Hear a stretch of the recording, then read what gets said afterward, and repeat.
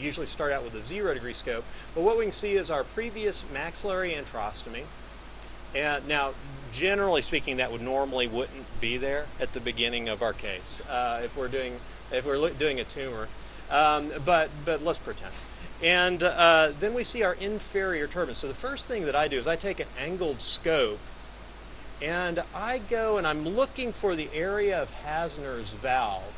Now, frequently, sometimes you'll find a big opening at Hasner's valve, so that's where but sometimes you won't find that, and if you look very carefully, you can see where I'm palpating. I'm doing a little Stankiewicz maneuver. That's going to be the Hasner's valve, and there's frequently a little flap of epithelium over that. So that's what we want to avoid. So we want to do our dissection inferior to that little area, that little blue area. Let me see that for just 1 second. We want to do so this is the area that we want to stay posterior to and inferior to. So all of this is fair game up anteriorly, and that's the way we get to the anterior wall, is by dissecting up anteriorly. And then this is actually going to be a large portion of our resection of our medial maxillary wall. Now, in order to do this, we are taking down part of the inferior turbinate, but by appreciating where Hasner's valve is, we can preserve a little bit of this inferior turbinate, which decreases the possibility of atrophic rhinitis. So we actually have to transect vertically the inferior turbinate, and one of the things that I've started doing is actually using the Stamberger side-biting punch and making a vertical incision posterior to Hasner's valve that we had already identified. And what I'm going to be doing is, remember, our pathology is on the deep side. Now what we've done is what I did, and we're actually not quite through there. Could I have that side butter?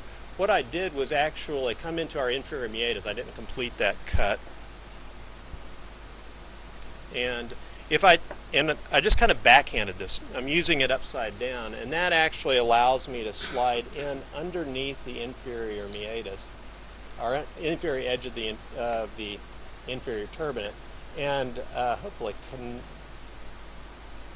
come all the way through this. I found this stuff is actually the more challenging of the procedure. It's the little stuff. It's not the big stuff. Okay, could I have a straight through cut, please? We're going to preserve mucosa throughout this, and we're actually going to develop a little flap here. But we're going to remove this to provide our access to the medial portion of the maxilla. Now remember, there is an arterial branch that comes into the posterior aspect of this, and sometimes you will need to cauterize this little anterior branch coming off the sphenopalatine artery. Okay, now, so what we've done now is expose the medial wall of the maxillary sinus. We're going to, from the nasal side. Not typically the knife that I use, but it will serve the purpose. If we come across back here, we make another incision up anteriorly, and then we connect. There we go. Okay, caudal elevator. So that's actually a very easy flap to develop. And this is actually the same flap that I would use that I would make another, and let's see, we've not come all the way through that. We're going to actually come through this. But we want to create this flap. It's a medially based flap, and it'll lay off here along the nasal septum. We're actually going to relay that over the area that we resect here in just one bit.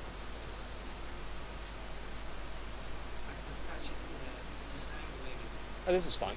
This is fine. So we can actually see the limit of our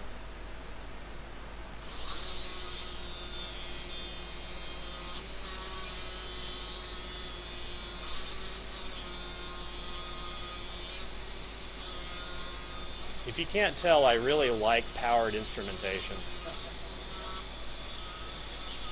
I was using, actually this was what I was using, so we've actually almost made our osteotomy right there. So, okay.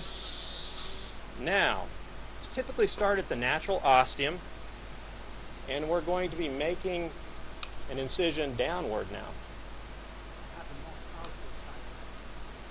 This will work just fine.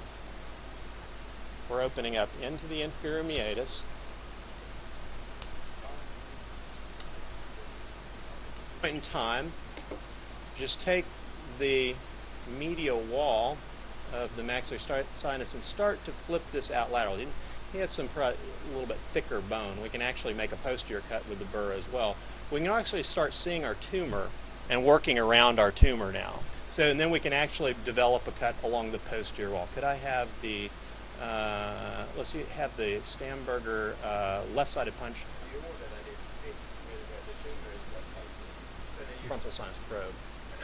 But you can see now we have kind of unfettered access to the maxillary sinus. We can see the infraorbital foramen up here.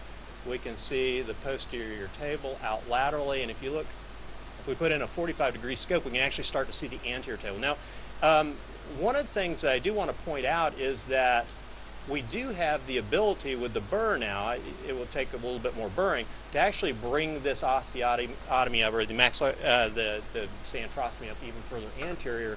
We're actually going to be underneath Hasner's valve, so all of this can be removed as well. I won't make you let's watch that. Okay, now this is the part that I kind of like about this, is at the end, this is our flap that goes back down, and I'll usually put a little bit of tissue glue on top of this to hold it in place. But what we've done is now we've covered any denuded areas that we would have created as a portion of that of the mega antrostomy or medial maxillectomy. So that's it. I do want to point out I actually worked on this this a little bit more. I've carried this incision anteriorly, and yet this is a 0-degree scope, and we're starting to see the anterior wall of the maxillary sinus. So that's just to show you that through this inferior approach, this medial maxillectomy approach, you can get pretty far anterior as well underneath the lacrimal system. Lacrimal system is still all intact. Okay.